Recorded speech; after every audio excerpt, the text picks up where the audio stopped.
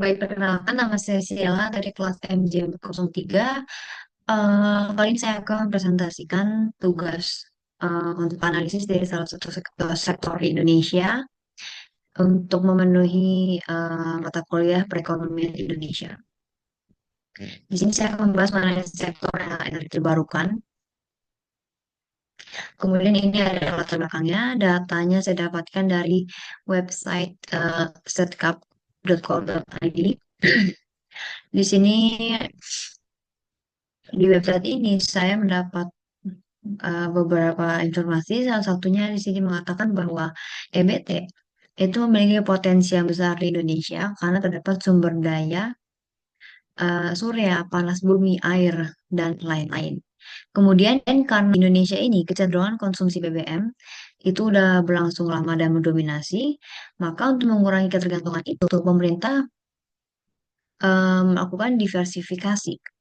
Tujuannya untuk mengurangi tadi ketergantungan energi nasional terhadap suplai dari energi fosil dan menggantinya dengan sumber energi baru seperti energi air terjun, energi terbarukan, dan lain-lain. Nah, kemudian pada tahun 2015, kontribusi energi terbarukan itu mencapai 5%. Kemudian pada tahun 2025 itu tuh ditargetkan menjadi lebih dari 23% dan naik lagi menjadi 31% pada tahun 2050 serta terdapat komitmen net zero emission pada tahun 2060. Kemudian ada faktor yang menarik investor. Di sini ada tiga, yaitu ada potensi sumber daya, dukungan regulasi, serta komitmen pemerintah terhadap transisi energi. Nah, di sini eh, duku, eh, faktor yang pertama ada potensi sumber daya. Jadi hal yang menarik investor untuk berinvestasi di sektor energi terbarukan di Indonesia itu salah satunya karena potensi sumber daya. Karena potensi sumber daya di Indonesia ini tuh banyak, hampir terdapat di seluruh wilayah Indonesia, maka sumber dayanya itu tuh belum tergarap secara maksimal. Kemudian ada dukungan regulasi. Di sini investor memerlukan dukungan. Saya butuh regulasi dari pemerintah sendiri, yaitu ini salah satunya ada Perpres nomor 112 tahun 2022. Di sini ada salah satu hasil tangkapan layarnya. Di sini menetapkan peraturan presiden tentang percepatan pengembangan energi terbarukan untuk penyediaan tenaga listrik.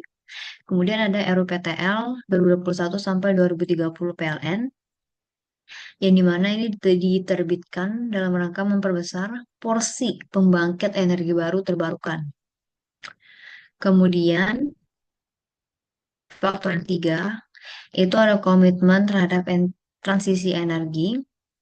Di sini pemerintah punya komitmen untuk mencapai net zero emission pada tahun 2060. Strategi yang sudah diterapin itu salah satunya adalah menghentikan pembangkit batu bara serta mendorong PLTS dan membangun Green Energy Hub. Kemudian ada target bauran EBT 2050, di mana Perekonomian Erlangga Hartarto menyampaikan bahwa pemerintah telah meningkatkan target komposisi EBT 31% pada tahun 2050. Jadi kesimpulannya adalah dari ketiga faktor itu, tentu saja yang menarik investor itu adalah terdapat komitmen dari pemerintah karena investor itu mau melakukan investasi apabila terdapat kepastian dalam regulasi dan terdapat arahnya jelas untuk melakukan investasi. Kemudian memperkuat sektor energi terbarukan sebagai salah satu prioritas pembangunan jangka panjang. Ini ada tren investasi 5 tahun terakhir. Ada dari tahun 2019 sampai 2023. Di sini angkanya itu tetap konsisten di 1,5 sampai 1,6 miliar US dollar di sektor PLTS. Kemudian untuk jumlah investornya itu terus uh, bertambah ya. Sampai di 2023 ini kurang lebih ada 52 investor. Dan ini datanya saya dapatkan dari laporan EISR dan BKPM dan lain-lain. Ini ada beberapa investor asing yang dari Jepang itu ada JICA dan baru ini di sektor PLTU. Kemudian ada di sektor energi savings, sektor PLTS, angin, dan ini salah satu yang baru ini dari Uni Emirat Arab, yaitu Masdar di sektor PLTS Terapung Cirata. Kemudian dampak investasi di sektor EBT itu mempercepat pembangunan proyek, membantu pembiayaan proyek yang kekurangan dana atau APBN, kemudian peningkatan kapasitas pembangkit energi bersih, serta transfer teknologi dan keahlian. Kemudian dampaknya untuk secara umum itu membantu penyerapan tenaga kerja, mendukung target pemerintah, kemudian menurunkan ketergantungan terhadap energi fosil, peningkatan daya saing industri, serta diversifikasi pendapatan negara. Ini ada tantangan dan peluangnya.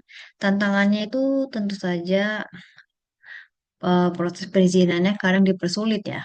Kemudian ketidakpastian regulasi, ketergantungan pada PLN sebagai off-taker, kemudian akses pembiayaan, serta tingginya biaya investasi di awal.